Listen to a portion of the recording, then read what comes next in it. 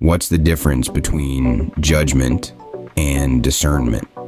Is it possible to exercise discernment without judgment? These are questions that invite contemplation. They challenge us to delve deeper into our understanding of these two concepts, which are often used interchangeably but are in fact distinct in their essence. Picture judgment and discernment as two lenses through which we view the world. Judgment is akin to a harsh, glaring spotlight, casting sharp shadows and highlighting flaws. It criticizes, condemns, and often carries a negative connotation. It's the voice in our heads that quickly categorizes things as good or bad, right or wrong, without much thought or consideration.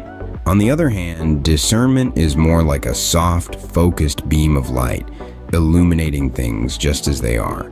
It's clear, intent-driven, and overall positive.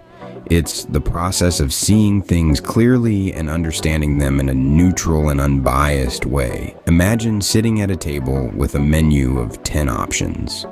As you peruse the choices, you notice a dish with Brussels sprouts, not exactly your favorite. With the discernment, you acknowledge your personal preference and move on to other options. There's no anger or resentment, just an understanding of your own likes and dislikes. Now, consider a different scenario where the menu only offers dishes you dislike. The feeling of being cornered, of not having a favorable choice, might trigger feelings of anger, resentment, and fear. These feelings could potentially manifest as judgment. So, one might wonder if the ability to exercise discernment over judgment is influenced by the degree of power and responsibility one feels in a given situation. If that's the case, then the key is to cultivate a sense of responsibility in our lives.